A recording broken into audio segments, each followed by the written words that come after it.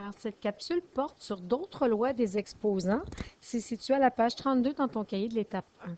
Alors, comme tu peux voir, ici, on a les notes déjà transcrites. Alors, je te propose d'aller le faire puis de revenir. Je vais juste réexpliquer en gros ce qui se passe. Alors, ce qui se passe ici, c'est qu'on a, par exemple, le produit d'une puissance. Alors, on se rappelle que quand on a un exposant comme ceci près d'une parenthèse, il vient multiplier les exposants. Ici, c'est 1 et 1 pour le A et le B. Alors, on a 1 fois M et 1 fois M. L'exposant, à l'extérieur de la parenthèse, vient multiplier les autres exposants. C'est utile, cette propriété, pour éviter d'utiliser le plus possible la calculatrice, mais aussi pour avoir des réponses les plus exactes possibles. Je te dirais qu'au numéro 1 et 2, tu ne vois pas vraiment l'utilité, à part le fait qu'on n'est pas obligé d'utiliser notre calculatrice. Si je fais 3 fois 5, ça donne 15. 15 à la 2, bon, peut-être que tu ne le sais pas par cœur. Alors, on peut simplement rentrer l'exposant 2 ici. 3 à la 2, ça donne 9. 5 à la 2, ça donne 25. Et là, 9 fois 25, en 9 fois 25 sous, 2,25 $, donc 225. C'est utile pour faire certains calculs dans notre tête sans calculatrice. Où ça devient vraiment intéressant, en tout cas pour moi, c'est quand j'ai des radicaux. On se rappelle que nos radicaux, c'est des exposants. Alors ici, on a racine cubique de 2 fois racine cubique de 4. On a deux racines cubiques. C'est similaire à ceci-là. On a le même exposant pour chacune des bases. Alors, tu as le droit de transférer ça pour une grande racine cubique. Et là, ben, tu vas faire 2 fois 4, 8. Et racine cubique de 8, ça donne 2. Tu dis, ben, madame, c'est quoi l'utilité? Ben, si tu prends ta calculatrice et tu me fais racine cubique de 2, tu vas te rendre compte que ça donne 1,2, 3 petits points. Puis là, probablement que tu vas l'arrondir, tu vas l'écrire sur ta feuille. Racine cubique de 4, ça donne 1, quelque chose. Même chose, tu vas l'arrondir. Et quand tu vas trouver le résultat final, ben, ça ne donnera peut-être pas 2. Ça va donner peut-être 1,98 ou quelque chose comme ça.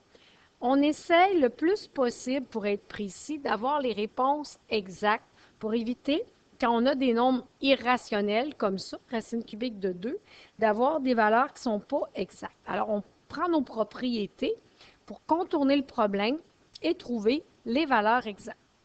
Alors, exemple, 50 à la 1/2, ben, si tu le fais directement avec ta calculatrice, ça va te donner un nombre à virgule, 5, quelque chose ou 6, quelque chose, là.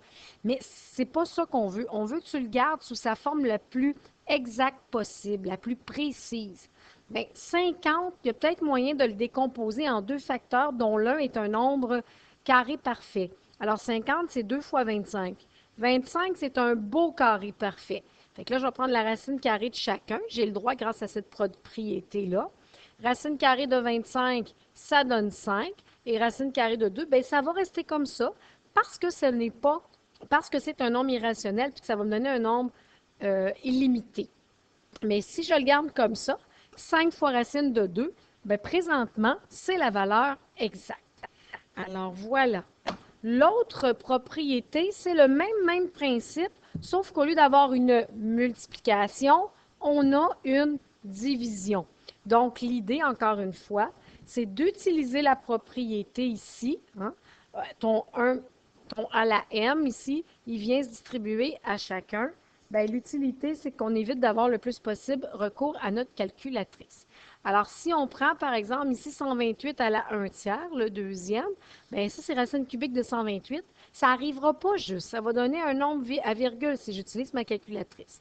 Alors, on va, comme il y a le 1/3 pour les deux, on va le mettre à l'extérieur en évidence au-dessus de la parenthèse et on va aller faire la division en premier. 128 divisé par 2, ça donne 64. Et là, le 1/3, je l'ai changé pour racine cubique. Racine cubique de 64, eh bien, ça donne 4. Même principe au numéro 3, sauf que là, c'est carrément le symbole racine carrée qu'on voit apparaître. Je prends une grande racine carrée au lieu de deux petites et je viens faire la division en premier. 75 divisé par 3, 25, puis racine carrée de 25, 5. Alors, c'est pratique principalement pour trouver les valeurs exactes. Si on prend le numéro 4, bien 25 divisé par 4, si tu commences par ça, ça va donner 12,5. Tu vas perdre la précision. Alors, tu vas aller prendre la racine carrée en haut, prendre la racine carrée en bas, et ça donne 5 demi. Tu le laisses en 5 demi, pas en 2,5. Je le sais, ta calculatrice, elle prend le 2,5 puis elle te le change en fraction. Mais j'aimerais que tu apprennes à faire tes propriétés puis à me donner ce calcul-là ici, là. Je veux le voir apparaître. Comme ça, quand tu vas arriver avec des notions algébriques, tu vas être capable d'appliquer les mêmes principes. Si tu ne pratiques pas avec les nombres, ben ça va rester très compliqué quand tu vas être avec d'autres notions. Alors, on se pratique, fais-moi confiance, ça va être utile éventuellement. Le dernier, hein, ici, le 1/3, il vient multiplier chacun des exposants. Alors, on va avoir 6 fois 1/3 et 3 fois 1/3. Je te l'écris au long. On se rappelle que quand on multiplie des fractions, on fait le 6 fois le 1. Et en bas, ici, son dénominateur, c'est 1, donc 1 fois le 3. C'est pour ça qu'on a m exposant 6/3 et qu'on a n exposant 3/3. Bien, ça, quand je simplifie 6 divisé par 3, ça me donne 2. Et 3 divisé par 3, ça me donne 1. Alors, voilà pour ces propriétés-là. Certains d'entre vous, je n'ai pas eu le temps en classe de faire les exemples qu'il y a en dessous pour calculer la valeur exacte. Alors, je vais t'en faire quelques-uns, juste pour qu'on voit ce qui se passe. Alors ici, par exemple, au lieu de faire tout de suite le 25 à la 3, je vais mettre le 3 à l'extérieur, puis je vais aller faire en premier le 25 divisé par 5. Bien, ça me donne 5. Toujours à la 3, bien, ça va me donner 125.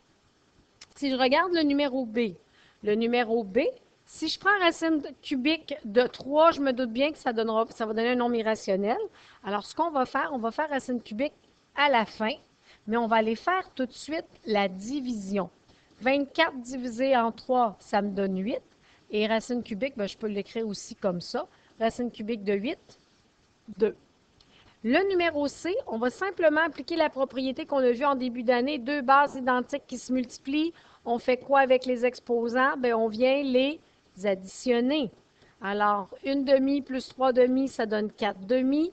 Et 4 demi simplifié, bien, ça me donne 2 exposants 2. Pour le numéro D, le racine de 6, il n'y arrivera pas juste, c'est sûr, sûr, sûr. Ça va me donner un nombre irrationnel. Fait qu'on va aller faire un gros racine carré et on va aller faire la division en premier. Racine de 600 divisé par 6, ça donne 100. Et racine carrée de 100, 10. Pour le numéro E, on va encore prendre une grande racine cubique de 12 sur 96. Et là, je vous entends réfléchir. Ça ne marche pas 12 sur 96. 12 divisé par 96, ça donne un nombre à virgule. Va juste simplifier ta fraction. On peut diviser par 2, par 4, par 6 et par 12 en haut et en bas. Alors, ce qui va nous donner, une fois simplifié, 12 divisé par 12, 1. 96 divisé par 12, ça nous donne 8. Et là, ben, je vais aller prendre la racine cubique en haut et la racine cubique en bas. Ça donne 1 demi.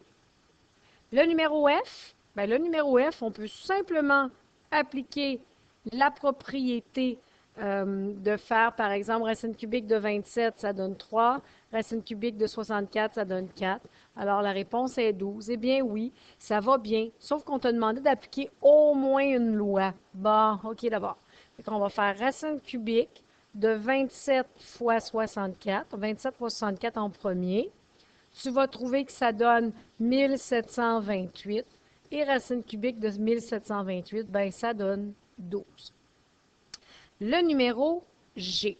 Le numéro G, je ne sais pas si tu te rends compte, ici, il y a un 3 puis un 1/2. Bien, le 1/2, c'est racine carrée.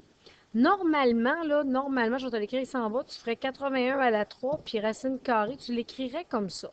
Mais 81 à la 3, wow, faire ça dans ma tête, j'ai un petit peu de misère, puis on a dit qu'on essayait de faire le moins possible, d'utiliser le moins possible la calculatrice. Fait que c'est peut-être plus payant de faire la racine carrée en premier, puis après ça, le à la 3.